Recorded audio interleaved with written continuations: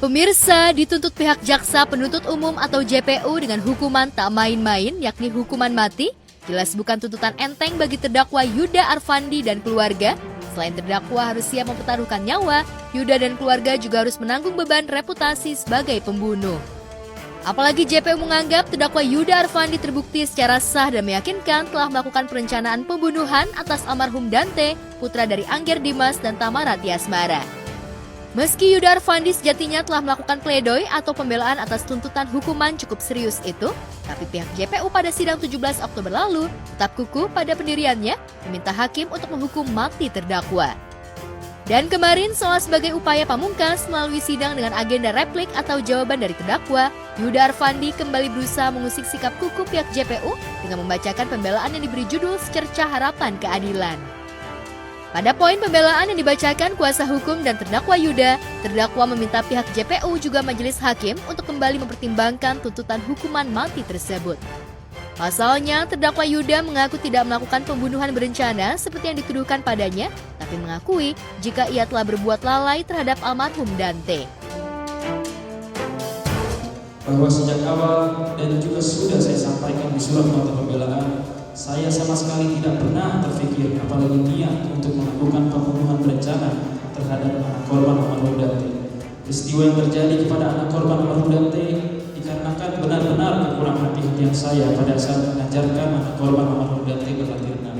Jaksa ditafsirkan sesuai kebutuhan dia, bahwa penyesalan itu dia artikan penyesalan telah melakukan pembunuhan dengan berencana. Nah, padahal maksudnya itu dia menyesal melakukan itu, dia lalai. Berlebih dalam melakukan pelatihan, dia merasa bersalah, tentu yang disesali itu dalam konteks kesalahan karena kelalaian, bukan kesalahan karena melakukan pembunuhan, apalagi pembunuhan berencana. Bukan saja memohon untuk meninjau ulang, dalam catatan juru bela terdakwa Yuda, JPU dinilai keliru menafsirkan pengakuan rasa penyesalan Yuda sebagai terdakwa. Pengakuan rasa penyesalan setelah kepergian Dante itu seolah dianggap sebagai pengakuan atas rencana pembunuhan atau penghilangan nyawa seseorang oleh JPU. Sementara menurut kuasa hukum, Yuda tak menampik jika dianggap telah lalai, tapi tak terima jika disebut punya rencana untuk menghabisi nyawa almarhum Dante.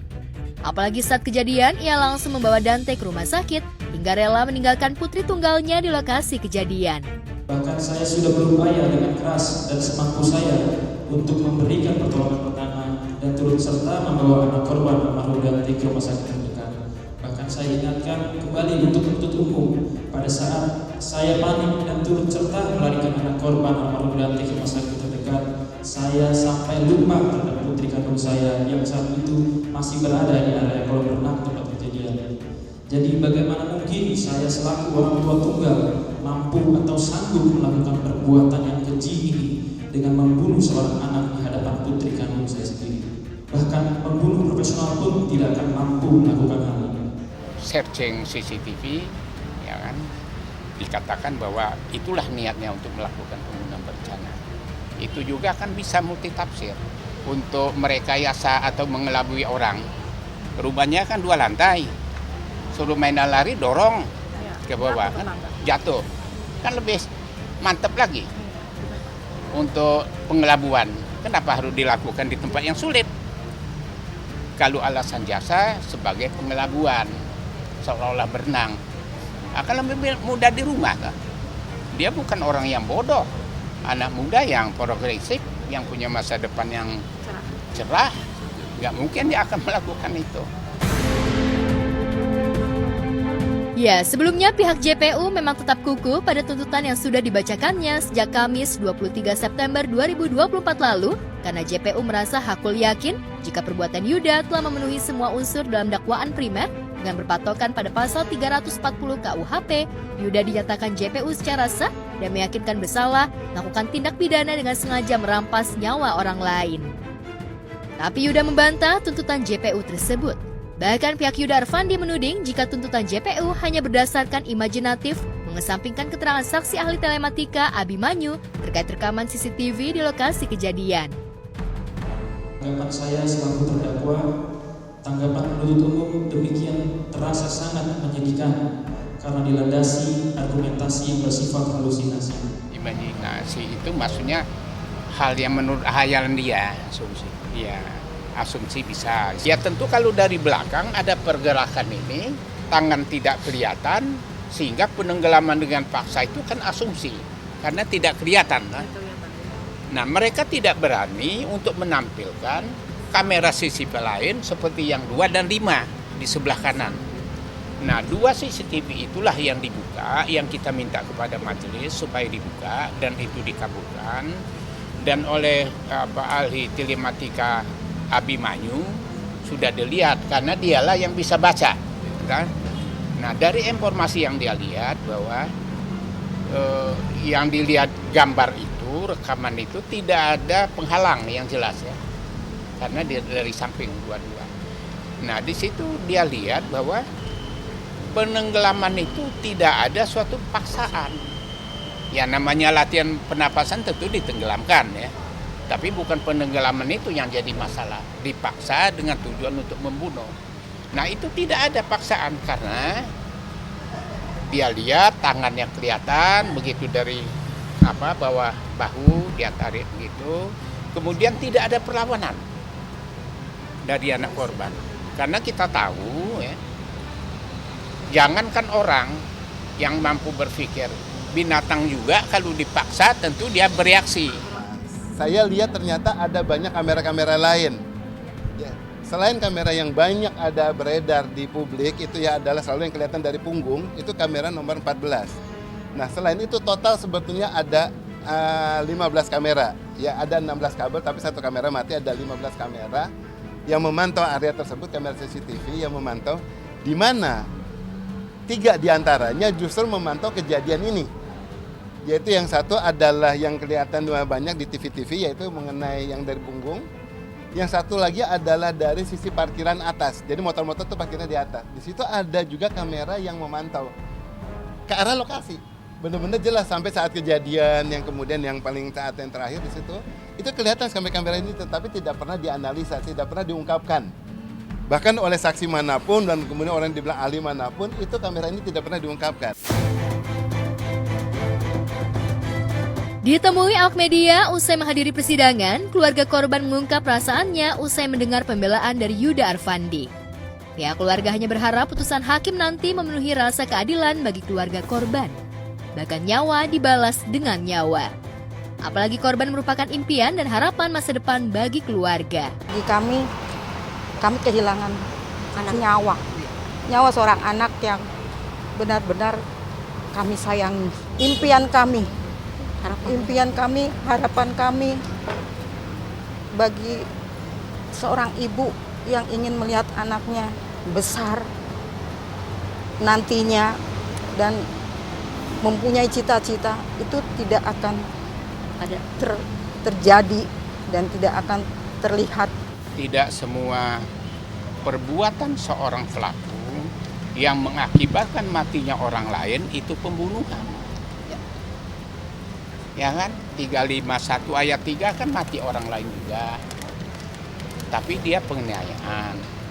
Ada lagi pencurian dengan kekerasan, mati juga orang ayat 3. Jadi tidak serta-merta perbuatan seorang pelaku yang mengakibatkan matinya orang lain itu adalah pembunuhan. Entah apakah tuntutan JPU sudah tepat atau pembelaan Yuda dirasa masuk akal, nasib terdakwa tinggal berada di palu majelis hakim. Ya kita tunggu keputusan dari hakim aja ya Mbak. Semuanya kita minta terbaik ya, terbaik untuk Dante, nyawa dibayar nyawa. Tidak kita menuntut hanya adil untuk Yuda, tetapi adil juga bagi anak korban. Ya. Artinya apa? Kita terapkan hukum yang benar sesuai dengan fakta hukum yang digali di persidangan.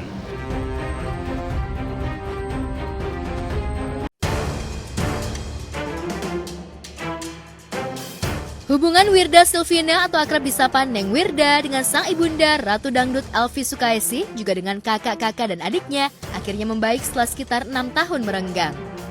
Mereka sudah bertemu dan saling memaafkan atas kesalahpahaman yang sempat terjadi pada tahun 2023 lalu. Kondisi itu diungkapkan keduanya secara terpisah saat ditemui tim Gospot di sebuah acara. Lantas, apa yang membuat keduanya kembali akur dan kumpul sebagai keluarga yang utuh? Karena itu lebih lengkap lagi, karena udah nggak bisa berkata-kata gitu. Begitu aku datang udah langsung yang, udah langsung yang gitu. Jadi udah langsung yang disambut yang udah, jadi udah nggak ada gimana-gimana. Cuma kita sama-sama saling memaafkan, benar-benar pure memang saling memaafkan. Udah nggak ada lagi yang namanya menyinggung yang lalu apa segala macam, enggak. Iya, memang lama ya. Kebetulan dia datang pertama, terus habis itu udah oke nih Wirda mau datang. Udah semuanya spontanitas. Dengan gerakan arti bukan rencana buat ini enggak. Memang spontanitas aja.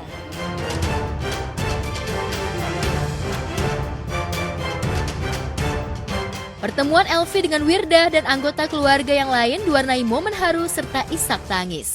Mereka sepakat untuk saling memaafkan atas kesalahpahaman yang pernah terjadi. Ya seawalnya itu pas Lebaran, terus kemudian udah mulai kan ada halal bihalal apa karena kan memang aku kan berteman, maksudnya temennya itu juga kan, teman arisannya gitu, jadi kumpul apa segala macam. Terus kebenaran juga, alhamdulillah kemarin itu juga ada acara Umi kan gitu, bikin konser dan aku juga diminta buat ikut juga mengisi acara tersebut. Jadi kan latihan ini itu benar-benar happy banget nih. Oh iya, biar gimana darah daging, ya kan? Nah sekarang saya ngerasain dengan adanya tambahan Wirda di dalam keluarga kita, aku tambah bersyukur, Allah senang. Ada hikmah yang bisa dipetik Wirda dari konflik yang terjadi tanpa saling menyalahkan dan merasa paling benar sendiri. Lantas benarkah berkonflik dengan keluarga sempat membuat hatinya hancur? Dari masalah tersebut kita belajar, segala sesuatu tuh kita belajar. Ada hikmah di balik semuanya. Kita bisa saling mengerti, bisa saling tahu, oh gue salah di sini, oh aku salahnya di sini, oh kemarin begini, oh begini. Jadi kita udah saling tahu tanpa harus kamu begini, nggak ada begitu sama sekali. Alhamdulillah nggak ada gitu kan. Memang the best, itu yang namanya keluarga tuh emang nomor satu banget gitu loh. Jadi kalau kita udah sama-sama, ya Allah rasanya ya kayaknya bahagia banget gitu. Ada, ya. Jadi kita selalu, ayo kita mau kesini gitu. Gimana mau ikut apa enggak gitu. Jangan lupa izin.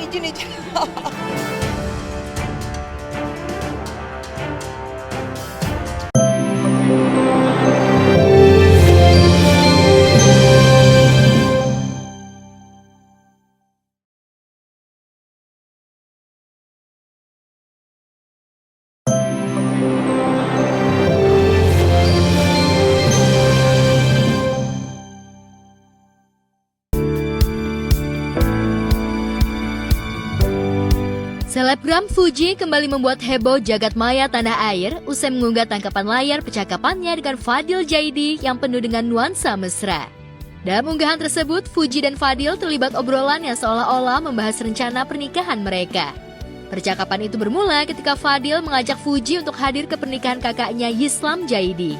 Bukannya mengiya-iyakan ajakan Fadil, justru Fuji mempertanyakan ihwal kapan Fadil nikah. Sontak saja jawaban Fadil itu menuai reaksi warganet lantaran Fadil menjawab, nanti sama kamu ya. Fuji tipikal diriku ya guys ya. Fuji cantik, baik, Masya Allah pintar. Bisa dibilang kedekatan Fadil dan Fuji terjalin sudah cukup lama. Apalagi keduanya sama-sama berkecimpung di dunia digital sebagai konten kreator. Tak ayal kedekatan itulah yang pada akhirnya membuat warganet semakin getol menjodoh-jodohkan keduanya. Apalagi obrolan semakin berlanjut dengan Fuji yang mulai menyinggung soal detail pernikahan mereka, mulai dari cincin, kamar pengantin, hingga kue pernikahan yang tak biasa. Aduh sama Fuji, doain aja ya guys ya kalau jodoh nggak kemana ya, doain aja. Keusilan Fuji tak sampai di situ. Anak dari Haji Faisal itu mengedit foto dirinya dengan Fadil berpose bersebelahan dengan latar biru, pose dan latar yang identik dengan foto buku nikah. Hal itu seolah-olah mereka tengah mempersiapkan pernikahan sungguhan. Lantas benarkah ini semua hanya bentuk kelakar canda keduanya demi konten atau serius? Benarkah usai sang kakak menikah, Fadil juga berencana menyusul dengan menikahi Fuji? Enggak lah, aku sama Fuji kakak adik guys, kakak adik. Cuma kalau jodoh nggak kemana doain aja. Latar biru itu rahasia.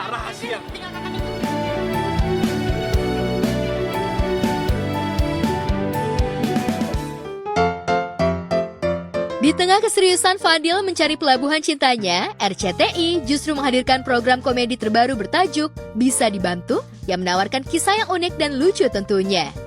Program ini merupakan sebuah komedi yang menceritakan kejadian sehari-hari karyawan di kantor pelayanan masyarakat yang fokus membantu membereskan berbagai masalah.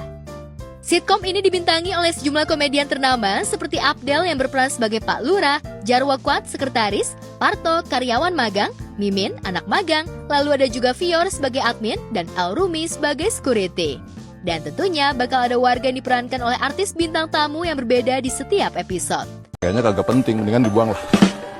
Makanya kalau nulis pengaduan yang jelas. Kalau ada keributan, saya pasti akan melerainya. Tapi kalau urusan wanita, saya agak lemah. Tahu gak persamaan Mas El sama angka 1000? Gak ada duanya. Untung ada Jarwo Kuat, saya selalu ada di mana aja. Saya Pak Lur, kalau ada masalah pasti ada jalan keluarnya. Tapi kalau nggak ada, ya atur gimana baiknya. Bisa dibantu. Hormat gerak dong. Alah, banyakan ngomong loh. Dan yang menarik adalah salah satu pemain sitkom Bisa Dibantu, Fior, bulan Desember mendatang bakal menikah dengan tambatan hatinya Vincent setelah sebelumnya melakukan sesi priwet yang sempat viral di jejaring maya. Benarkah Fior dan calon suami kabarnya mengeluarkan ratusan juta rupiah untuk wedding dream-nya? Terus Vincent tinggal ituin, bayarin. Enggak sih, maksudnya bareng-bareng gitu. Tapi dia nggak terlalu ini banget sih, nggak terlalu ngurus, soalnya cowok nggak ngerti ya. Cowok nggak ngerti tentang gituan, jadi yang ngurusin aku sama adekku. Tapi aku juga nggak terlalu ngurus, jadi adekku yang ngurusin ya. Terus udah mau jadi sih 80%. Kan 2 bulan lagi merit. Iya betul, 7 Desember, tanggal 7 Desember. Tapi tempatnya nggak boleh dikasih tahu. Di tengah mencari beberapa bukti soal di mana anak yoga rekan bisnisnya Rangga yang mengetahui rencana ayahnya itu, justru diam-diam mencari tahu sudah sejauh mana pencarian ayahnya yang melibatkan Dania. Bahkan Rangga sengaja memberikan hadiah kepada Dania dengan dalih jika detektif sewaan ayahnya itu telah membantu adik dan dirinya selama ini. Kamu lagi sibuk gak? Oh, enggak Mas, lagi standby. Kenapa? Nia, saya ada sesuatu buat kamu. Tolong terima. Karena kamu sudah banyak membantu adik saya. Dan kamu juga waktu itu pernah nolongin saya kan?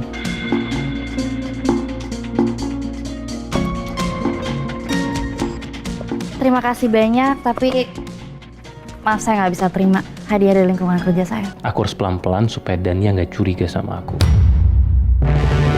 Apalagi Dania akhirnya mengetahui JK yang memesan penembak jitu itu adalah Pras atas suruhan Ajeng.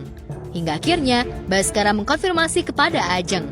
Mengetahui hal tersebut, Ajeng pun terkejut hingga Baskara menuding jika istrinya itu terlibat dalam penembakan para layang tersebut. Gini, jadi aku baru dapat berita kalau Pras itu ternyata adalah orang yang memerintahkan sniper untuk menembak Romeo di Paralayang. Tapi tetap Mama nggak percaya deh kalau Pras bisa berbuat seperti itu. Enggak. Kasih tahu ke Mama. Siapa sih Pak yang ngasih tahu itu? Ayo, kasih tahu.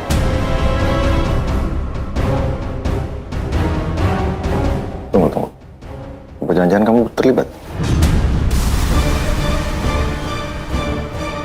Maksud Papa gimana nih? Papa nuduh Mama. Begitu? Ya karena selama ini kan memang kamu deket sama dia. Harusnya kan kamu tahu. Kok bisa sih Papa nuduh Mama seperti itu? Jahat banget Papa.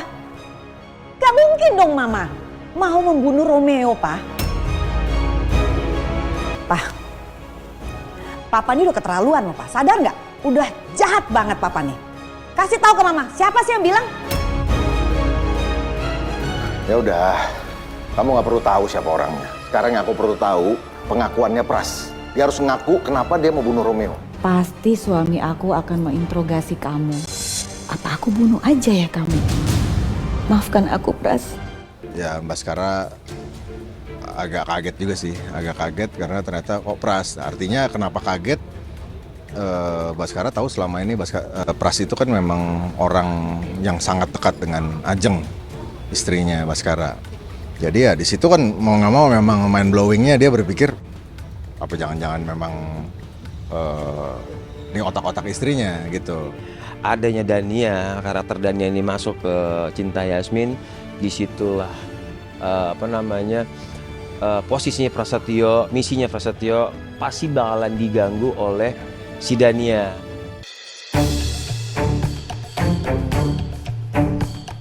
Belum usai mencari bukti soal pembunuhan orang tuanya, Yasmin justru dikejutkan dengan pemeriksaan dokter jika tubuhnya terlalu sering mengkonsumsi makanan ataupun minuman yang beracun hingga berakibat cacat seumur hidup. Entah racun dari mana dan siapa pula yang melakukan itu semua. Yang jelas, kaki kanan Yasmin begitu nyeri, bahkan mati rasa di jam-jam tertentu. Lantas, siapakah yang meracuni Yasmin? Benarkah Nina yang tak terima dengan kedekatan anaknya dengan Yasmin? Kamu udah taruh sesuatu ke minuman saya kan? Mbak salah paham Mbak, saya nggak mungkin aneh-aneh. Minum sekarang. Saya akan buktiin kalau memang yang saya masukin ke dalam sini itu gula pasir Mbak. Ya, selalu berbeda, selalu berwarna, selalu fantastis, selalu membuat orang penasaran ingin nonton lagi. Ini gimana sih ceritanya, ini gimana ceritanya.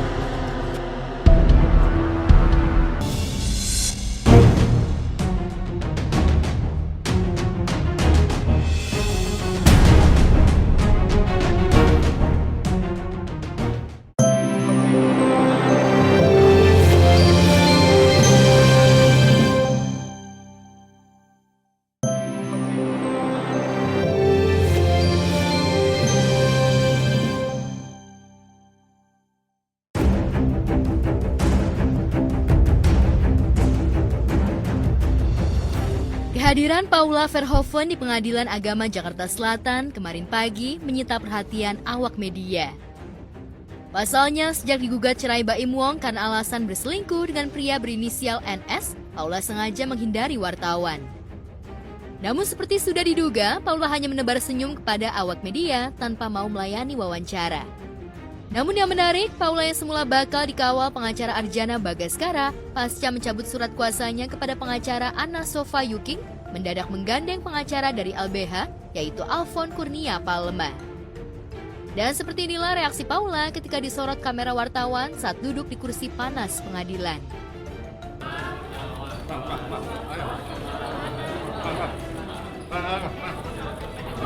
Sehat Kak Paula.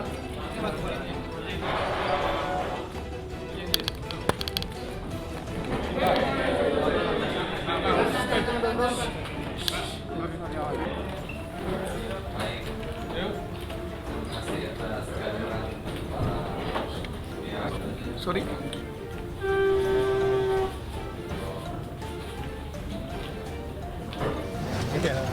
Hasil. Ya, sini ya. Hah?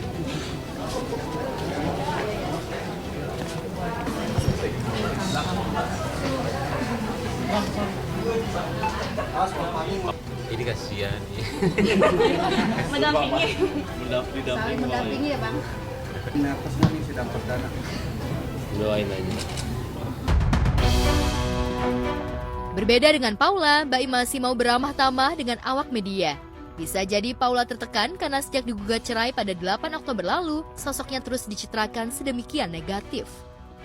Baim mempersilahkan sahabatnya Vista Putri dan Raisya Amartia alias Echa, mantan asisten Paula, untuk speak up tentang masa lalu Paula sebelum berhijab. Karena menyimpan bukti-bukti perselingkuhan Paula, melalui kuasa hukumnya Fahmi Bahmid, Baim menolak mediasi untuk membicarakan peluang rujuk. Ia hanya mau mediasi untuk membicarakan masalah hak asuh dan nafkah anak. Lalu benarkah agenda mediasi ditunda sampai Senin pekan depan? Menyepakati banyak hal. Kalau anak-anak misalnya, kalau harus ke ibunya atau harus ke bapaknya. Jangan bikin sempit, jangan dorong.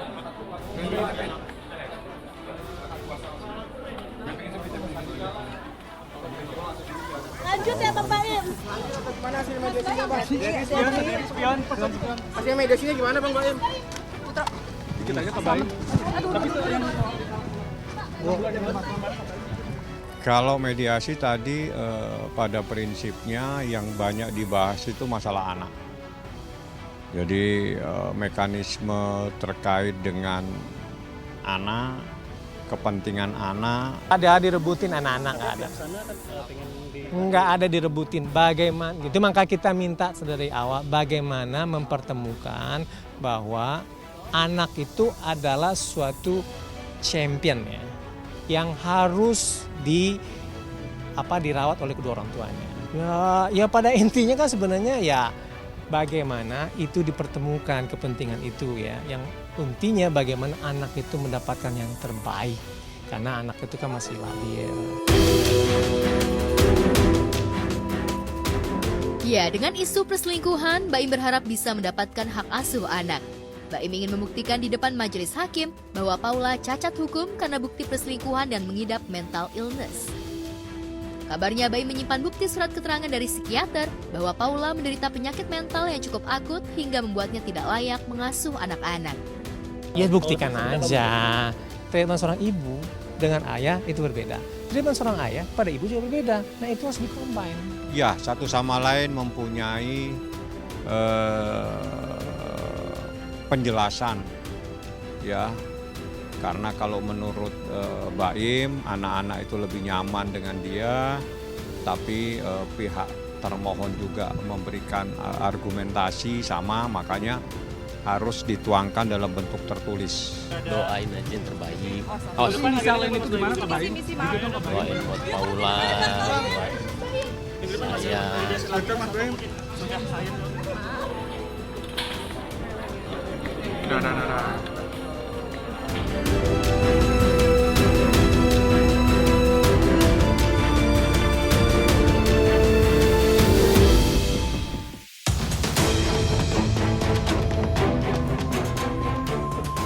Di Pengadilan Agama Cibinong, sidang cerai perdana season 2 antara Tengku Dewi dan Andrew Andika kembali digelar. Sayangnya Dewi sebagai penggugat tidak hadir di persidangan dan mengutus kuasa hukumnya dari Minola Sebayang Law Firm untuk mengawal perceraiannya dengan Andrew. Di lain pihak, Andrew yang masih menjalani rehab narkoba tidak hadir di persidangan tanpa keterangan yang jelas. Menurut kuasa hukum Tengku Dewi, surat panggilan sidang sudah diterima oleh pihak Andrew, namun tidak ada konfirmasi apakah surat itu sudah diberikan kepada Andrew atau tidak. Agenda hari ini masih sidang pertama, itu panggilan para pihak, tapi pihak tergugatnya tidak hadir. Tadi menurut majelis hakim, pihak tergugat sudah dipanggil secara patut dan diterima oleh Mbak Ati namanya. Gitu. Jadi panggilannya sudah sah dan secara patut diterima oleh tergugat.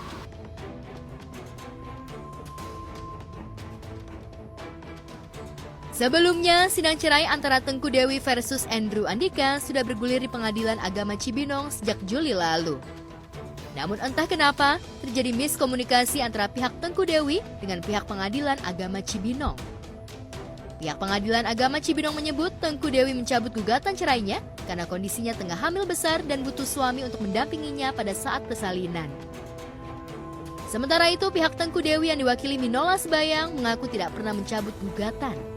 Walhasil, karena secara administratif gugatannya telah dicabut, Tengku Dewi harus mengajukan gugatan cerai baru.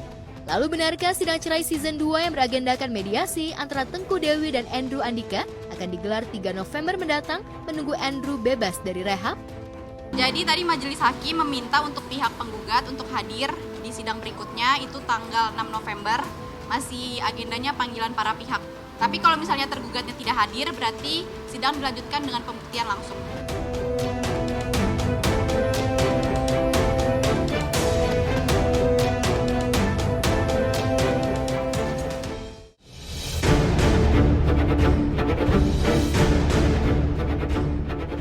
Pengadilan Agama Jakarta Pusat, sidang cerai antara Kimberly Ryder dan Edward Akbar kembali mencuatkan drama panas. Jika pekan lalu Kimberly menghadirkan 3 saksi yang terdiri dari adik kandung, ibu kandung, dan ibu sambungnya, kemarin giliran Edward Akbar yang menghadirkan saksi. Selain mengandalkan saksi yang memperkuat pernyataannya, keponakan Tamara Blazensky itu juga menyerahkan 20 bukti baru. Lalu benarkah Edward menyerahkan bukti yang memperlihatkan dirinya mengalami kekerasan dari ayah Kimberly? Mengenai penyekapan sendiri kan memang sudah disampaikan ya ketika Edward hadir di dalam suatu stasiun TV bahwa tidak ada penyekapan di dalam rumah, hanya ada terjadi perselisihan ya, dan orang tua dari penggugat datang ya membawa alat ya, melakukan intervensi kepada klien kami Edward Akbar untuk mengancam klien kami seperti itu. Jadinya berantakan aja gitu loh, jadinya ya kesel aja. Yang seharusnya awal-awalnya tuh ya udah nggak usah buka-bukaan aib, terus jadinya ya sama-sama saling buka aib jadinya. Ya, sebelumnya Kimberly mengaku mengalami KDRT dan pernah disekap Edward. Dalam laporannya ke Komnas Perempuan 3 pekan lalu, Kimberly mengemar KDRT dan aksi penyekapan itu dalam satu rangkaian. Namun hal itu dibantah keras oleh Edward. Pihak Edward menyebut sampai saat ini tidak ada laporan terhadap kliennya terkait KDRT dan penyekapan. Mengenai penyekapan sendiri kan memang sudah disampaikan ya ketika Edward hadir di dalam satu stasiun TV bahwa tidak ada penyekapan di dalam rumah ya, bahwa keadaan itu normal, tidak terjadi penyekapan, sama sekali tidak ada, dan sampai sekarang pun ya, tidak ada laporan polisi yang melaporkan bahwa klien kami Edward itu melakukan penyekapan. Ya, bisa jadi Kimberly ragu untuk melanjutkan laporannya ke Komnas Perempuan itu ke pihak kepolisian. Toh sebelumnya, pihak Kimberly sudah melaporkan Edward atas dugaan penggelapan mobil ke Polres Metro Jakarta Selatan. Menurut kuasa hukum Edward, kuat dugaan Kimberly kurang bukti sehingga tak jadi mempolisikan kasus KDRT dan penyekapan itu.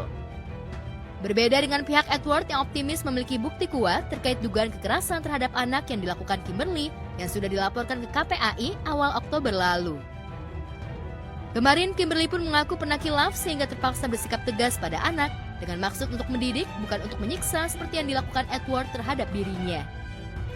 Kalau memang saat itu memang aku lagi emosi, emang biasanya kalau sebagai ibu ada yang kelepasannya ada, dan disiksa pun juga tidak.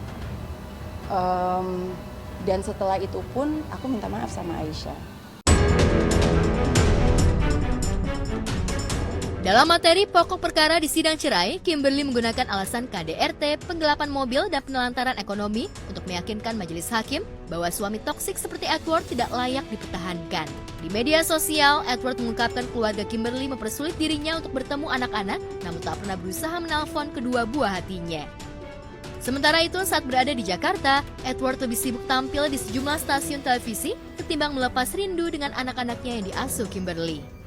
Kalau lo bapak yang emang segitu sayangnya, cintanya sama anak-anak lo, apapun akan lo lakukan supaya lo bisa ketemu sama mereka. Iya kan aneh gitu, dia datang ke acara TV tapi dia nggak datang ke sidang. Mana peduli lo sama anak-anak tuh mana gitu. Oh tekanan dia banyak kok dari awal kita sidang, kenapa harus sekarang keluarinnya? Nggak ada yang maksa kok. Aku jujur-jujur aja gitu loh, nggak ada yang ditambah-tambahin, nggak ada yang kurang-kurangin.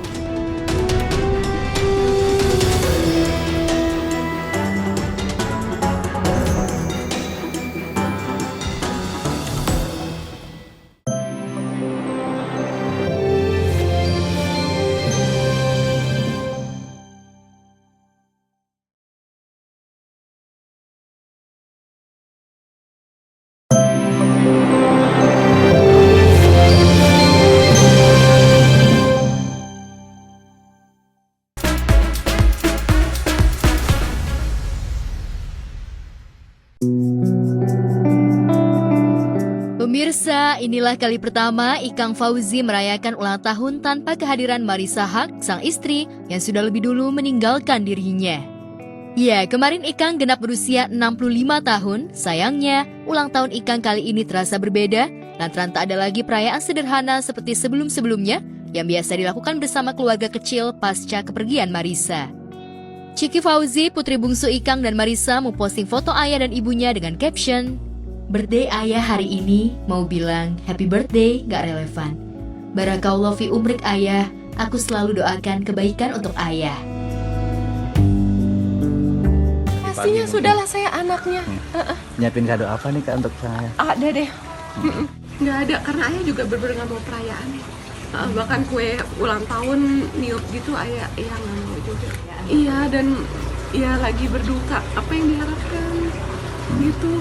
Sama halnya dengan Ciki, Bella pun memposting foto bersama sang ayah dengan caption, "Selamat ulang tahun ayahku sayang, bismillah kita bertahan ya." Ya, ulang tahun Ikang dan Marissa memang hanya terpaut 8 hari. Keduanya rupanya sempat memiliki rencana untuk trip bareng ke luar negeri untuk merayakan ulang tahun bersama. Kini keinginan tersebut hanyalah tinggal impian. Ikang harus menerima kenyataan jika belahan jiwanya telah pergi. Makasih banyak perhatiannya buat ayah yang ulang tahun. Kita berusaha untuk menjalani hari lagi, kehidupan lagi nih saya. Bagi Ikang, kepergian sang istri menjadi duka mendalam bagi dirinya. Pasalnya selain sebagai istri, Marissa juga sebagai guru dan dokter yang selalu menjaga dirinya. Ayah dua anak ini bersyukur memiliki istri yang cerdas dan selalu peduli dengan kesehatannya. Dan kelihatannya anak-anakku malah lebih kuat ya. Maksudnya dia lebih ngejagain bapaknya sekarang. Karena teman-teman saya kan pada ngomong nih, hati-hati bapaknya kalau begini. Sampai di kamar mandi diikutin saya sama dia. Kalau kelamaan di kamar mandi, tik, ayah aman. Udah kayak ini aja deh, udah kayak jaga anaknya bayi. Iya, saya selalu berusaha bahagian ayah setiap hari, Pak. Setiap hari. Caranya mungkin seperti apa? Banyak Menghibur, banget. Kak, Iya, setiap hari. Nggak harus saya mention, saya setiap hari berusaha membahagiakan ayah. Duka Ikang memang belum sepenuhnya hilang, namun Ikang perlahan-lahan mulai belajar menjalani hidup pasca kepergian sang istri. Bagi Ikang, almarhumah istrinya masih berada di sisinya, bahkan barang-barang sang istri masih tersimpan rapi di tempatnya. Lantas benarkah Ikang menginginkan Marissa datang ke mimpinya? kita nggak mungkin sama seperti dulu. Marissa satu orang ya, begitu dia pergi tapi kosong gelana. Bajunya masih ada di mana-mana tuh. Aku biarin aja dulu. Nanti sampai pada saatnya pelan-pelan kita. Saya nggak mau ada yang drastis berubah. Dan saya udah mendesain bahwa saya ini tetap ada di sini. Saya mengucapkan ulang tahun kepada Om Ikang. Semoga panjang umur, sehat selalu, semakin kuat, semakin sukses.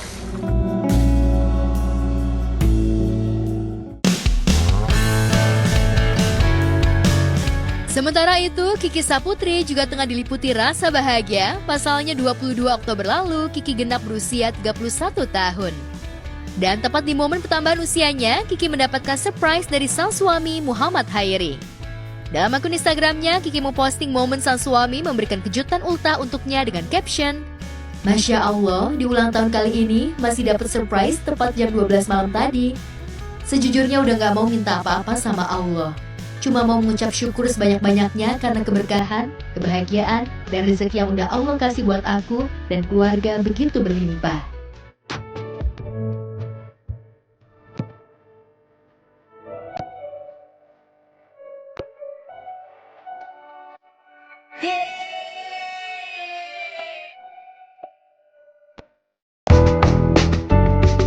Ya, Kiki memang tak menyangka jika di ulang tahunnya kali ini dirinya banyak mendapatkan surprise selain dari sang suami. Kiki yang tengah hamil anak pertamanya juga mendapat kejutan dari keluarga tercinta serta teman-teman selebriti.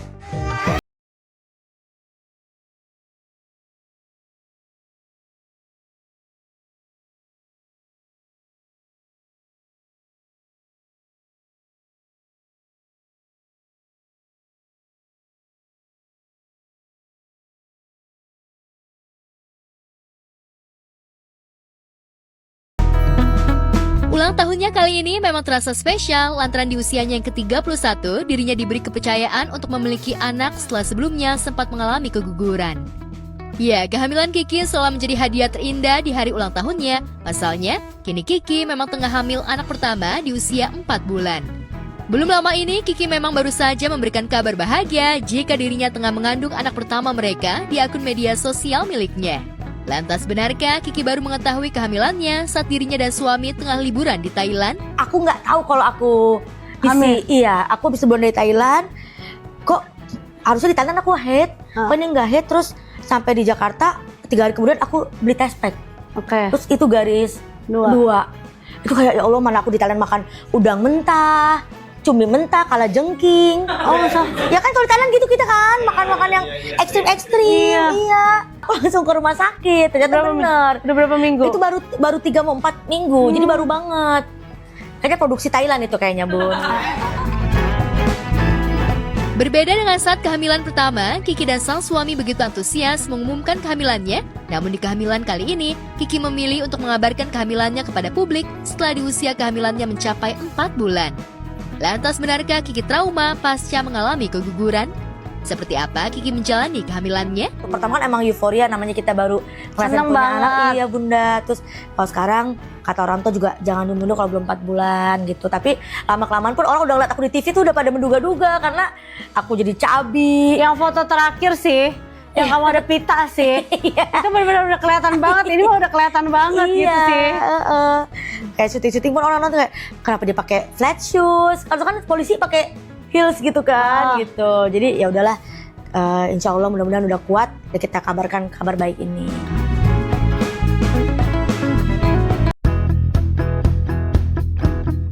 Sama dengan Kiki Saputri dan Hairi yang tengah berbahagia menanti kelahiran calon anak pertama, pasangan Happy Asmara dan Gilga Sahid juga tengah berbahagia lantaran Happy dikabarkan tengah hamil muda.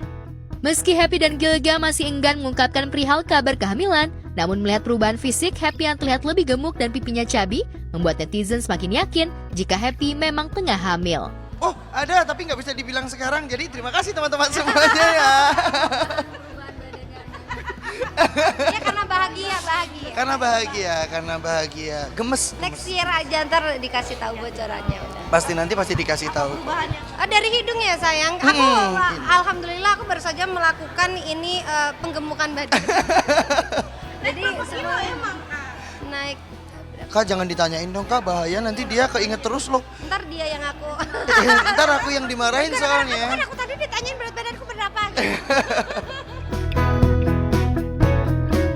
Ya, selain perubahan fisik, Happy juga mengalami perubahan mood yang biasanya dialami oleh wanita hamil. Beruntung sebagai suami, Gilga tetap bersabar menghadapi perubahan mood sang istri. Lantas benarkah Happy kerap merasa bersalah jika dirinya sering marah ke suami? Kalau ribut kecil pernah sih, mungkin bukan ribut sih ya, kayak disuruh mandi terus agak susah gitu, itu istriku udah sewot duluan. Tapi kalau bertengkar nggak pernah. Tapi kalau yang bertengkar gitu nggak pernah dan semoga jangan sampai lah. Kalau bisa kerikilnya ya udah kecil-kecil kayak aku disuruh mandi susah gitu-gitu aja sih, jangan banyak-banyak. Disuruh makan bawel, gitu. Disuruh tidur susah. Aku dong, nggak mungkin dong, nggak mungkin istriku minta maaf duluan. Ntar kalau aku udah minta maaf tuh baru dia kayak, iya aku juga salah, aku minta maaf ya. Dia baru kayak jadi harus diduluin dulu, harus dipancing maafnya. Kadang tuh aku lebih menghargai dia karena dia nggak pernah marah sama sekali. Karena dia nggak pernah marah, aku tuh kayak punya kesadaran sendiri. Aku punya kesadaran sendiri di mana kayak kasian juga ya kalau aku terlalu marah-marah sama suami, kasian kalau aku terlalu sama suami kayak gitu-gitu. Jadi kita tuh kadang sadar sendiri gitu, dirinya sadar sendiri dan balik menghargai suami gitu. Tapi kalau cewek kan emang nggak ini ya, dia tidak terlepas dari sifat emosiannya gitu aja sih. Rencananya Happy dan Gilga akan pergi umroh sebagai bentuk rasa syukur mereka atas anugerah terindah yang telah diberikan Sang Pencipta untuk mereka. Aku dulu tuh pas waktu umroh doanya semoga Tuhan ngasih apa yang aku butuhkan, bukan apa yang aku inginkan. Karena apa yang aku inginkan belum tentu aku membutuhkan gitu. Kayak pasangan ya aku mau pengen yang A, B, C, D, E, F, G terlalu. Kadang nggak pas di hati, tapi kalau sama suamiku apa aja tuh jadi pas. Insya Allah ya. Insya Allah secepatnya. Itu launchingnya. Itu intinya secepatnya aja lah. Kita nggak tahu kapannya, tapi yang jelas yang kita mau ya secepatnya lah.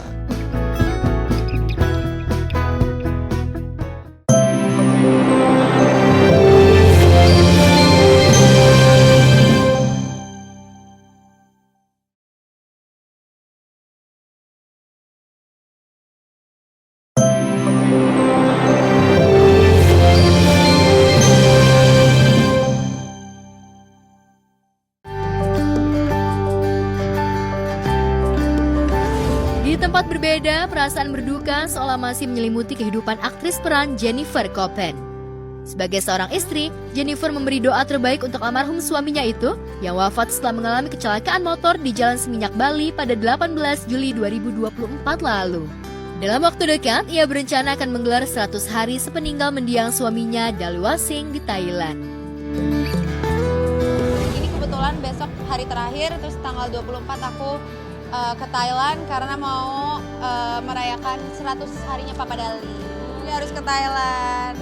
Iya, 100 harinya Papa Dali akan dirayakan di Thailand, di kampung halamannya Papa Dali, tempat Papa Dali dibesarkan bersama Yaya, adik-adik dan sahabat-sahabatnya juga.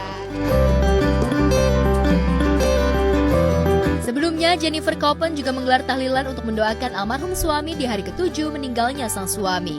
Tidak hanya itu, hanya berselang 2 bulan setelah meninggalnya Dali Wasing, Jennifer Koppen bahkan berangkat ke Tanah Suci untuk menunaikan ibadah umroh bersama dengan Ustadz Dery Sulaiman. Pokoknya pengalamannya indah banget dan aku gak sabar untuk balik lagi umroh. Sementara itu, demi Kamari putrinya, Jennifer Koppen yang single mom jor-joran bekerja. Kali ini, Jennifer menerima tantangan berjalan bak model di runway Jakarta Fashion Week. Benarkah Jennifer sempat cemas dan grogi? Benarkah demi nafkah untuk Kamari, Jennifer rela melakukan apapun? Iya, jadi hari ini aku dikasih kesempatan untuk fashion show membawa baju dari Heidi Orlin di Jakarta Fashion Week 2025. Dan super excited dan happy banget. Yes, pertama kalinya fashion show ngebawain brand, sebelumnya belum pernah. Jadi deg-degan banget tadi, tapi berhasil. Banyak, cuman aku nggak mau mempekerjakan anak aku seperti itu. Aku mau anak aku menikmati hidupnya gitu. Biar mama aja yang kerja.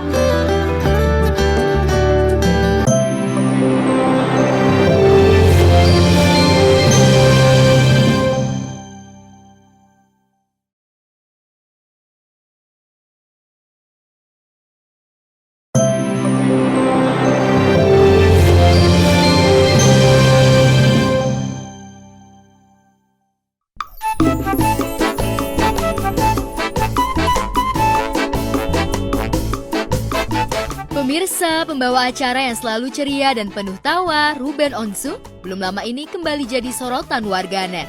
Kali ini, pria yang kerap disapa Bensu tersebut disorot warganet lantaran aksi kocaknya saat bermain challenge yang tengah viral di media sosial. Challenge-nya terlihat mudah, namun rupanya Bensu sampai dibuat kesal sendiri.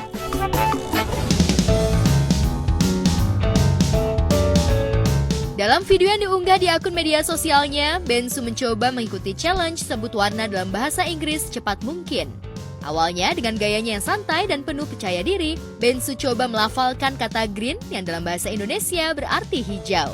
Namun sayangnya, begitu mulai melafalkan kata green tersebut, pengucapan Bensu rupanya masih belum berhasil memenuhi challenge sebut warna dalam bahasa Inggris. Bahasa Indonesia nih nonton nih, ya jangan sampai nggak bisa. Green, green, green, green, keren, green, green, green, green, green, hijau, green, mbak tolong mbak. Green. Nah, Green. nah, Green. itu temen lu yang ngomong. Green. Hah? Temen Green. lu, 40 detik gue masih di green. Green. Green. Green. Green. Mbak diam dulu mbak. Green. Green. Diam dulu mbak. Green. Green. Mbak. Green. Green. Alah batu Green. lu emang. Green. Masih belum bisa. Green.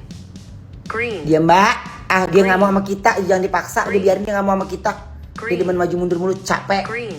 Udah mbak capek mbak. Green. Green. Meski begitu, Bensu tetap semangat dan terus mencoba. Celotehan Bensu saat challenge dengan gaya khasnya berhasil jadi sorotan dan berhasil menghibur warganet. Gue udah belajar, gue udah niat, Green. tapi lu nggak ngasih kesempatan. Green. Green. Masih di green, nggak Green. selesai. Green. Green. Green. Green morning. Yang bikin warganet tambah ngakak ialah lantaran reaksi wajah Bensu yang terlihat kesal namun tetap berusaha mencoba.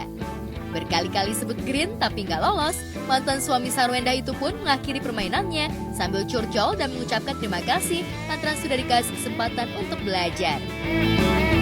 Thank you ya. Green. Kasih kesempatan gue belajar. Green. Masih Green. belum bisa. Green. Dia mbak, ah dia nggak mau sama kita, jangan dipaksa, dia biarin dia nggak mau sama kita. Dia demen maju mundur mulu, capek. Green. Udah mbak capek mbak. Green. Green. Green. Cancel, nggak jadi ya. Makan tuh green.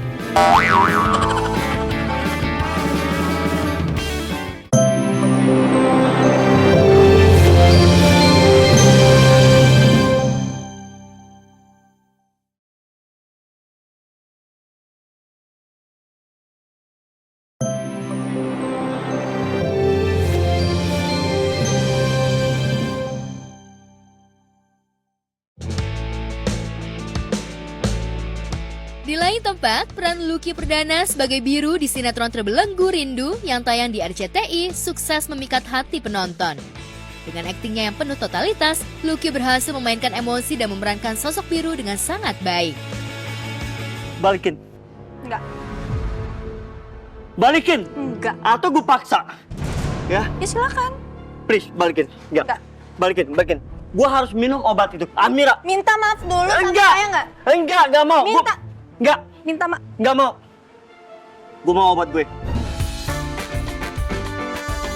Di lokasi syuting, Lucky dikenal sebagai sosok yang selalu ceria dan akrab dengan para kru serta pemain lainnya. Tak hanya soal aktingnya yang bikin penasaran, isi tas yang Lucky bawa ke lokasi syuting rupanya juga buat penasaran. Kepada tim Gospot, Lucky pun membuka isi tasnya. Lantas, apa saja barang bawaan yang wajib dibawa Lucky saat syuting? Ala kadarnya banget, berantakan. Gue juga orangnya cuek. Secuek-cueknya gue bawa semua yang gue perluin untuk kerja. Oke, ini tadi sandwich salmon. Ya, tinggal separuh buat nanti kalau lapar. Istri juga yang nyiapin. Ini ada kaos kaki. Biasanya ada 2, tergantung banyaknya scene yang gue punya. Ada protein shake. Kalau gue lagi nggak nafsu makan, terlalu sibuk. Ini istri yang siapin. Kabel dan segala macam. Ada headset kalau nggak ada temen untuk ngobrol. Cuci muka. Krim, sanitizer, obat mata, kabel 2, takut 1 hilang. Ya namanya juga aktor harus bedakan ya. Tapi gue nggak bedakan ya, gue nggak bisa. Yang bedakin tetap orang makeup, potong kuku. Ada lagi, koin buat kerokan. Enggak, canda. Apa lagi? Iya cash gitu, karena nggak semua lokasi bisa bayar pakai QRIS. Tapi syuting gue wajib bawa cash, kata istri, karena nggak semua tempat bisa QRIS. Seberantakan ini emang nggak ada yang ribet cowok itu. Ya, selain itu, meski sibuk dengan jadwal syuting, Lucky mengurai saat ini dirinya tengah fokus belajar berbisnis. Lucky mengungkap dirinya pernah beberapa kali terjun ke dunia bisnis dan kerap gagal. Namun seakan tak patah arang, Lucky terus belajar dan saat ini dirinya kembali terjun ke bisnis properti di Bali bersama sang mertua. Boleh jujur ya, kalau bisnis pribadi masih banyak yang belum berhasil. Setiap tahun tuh gue pasti ada bisnis, apapun itu. Bisnis F&B, bisnis benda mati atau apapun itu. Tapi memang belum dikasih jalannya untuk berkarya di luar aktor. Yang bisa gue lakuin adalah setiap tahun gimana caranya gue ngebangun sebuah bisnis. Tahun ini kenapa off dari bisnis? Karena ada tugas dari mertua. Jadi kan mertua di Bali, beliau ini punya banyak aset. Tanah, villa, kos-kosan, rumah juga gitu. Jadi sekalian belajar tentang dunia properti seperti apa gitu. Itu aja. Menjanjikan banget ternyata. Apalagi cuman dapat komisi aja itu ternyata sebesar itu. Apalagi nanti misalnya ternyata gue fall in love sama dunia properti. Tantangan juga sih, privilege juga ya kan, punya mertua gitu. Tugas kita cuman masarin aja. Di tengah kesibukannya antara syuting dan bisnis, Lucky tetap menempatkan keluarga sebagai prioritas utamanya. Suami dari Lidi Brookman ini mengaku selalu meluangkan waktu untuk istri dan anaknya, Zain Kyle Kalisto dan Zayden Kai Kalisto. Uniknya, Lucky melihat bakat istimewa pada kedua buah hatinya yang sepertinya juga punya bakat di dunia entertain. Melalui media sosial, kedua anak Lucky juga kerap terlihat bergaya modis bak model seperti sang ayah. Lantas benarkah Lucky dan istri akan mengarahkan anak-anaknya untuk terjun ke dunia hiburan? Waktu dulu kita ngobrol kan, as a parents gitu. Nanti gede anak-anak jadi apa ya gitu. Ya kalau dalam hati sih pengen ngelanjutin legacy parentsnya kan. Kita kan berdua public figure gitu. Cuman kalau ternyata Tuhan kasih itu jalan, wah kita bakal happy banget gitu. Ada yang nerusin legacy kita dan kita udah tahu dunianya gitu. Bagaimana cara membangunnya dari nol. Tapi kan tergantung ke anak-anaknya. Nanti gedenya interestnya atau bakatnya itu mungkin akademis lebih beruntung lagi.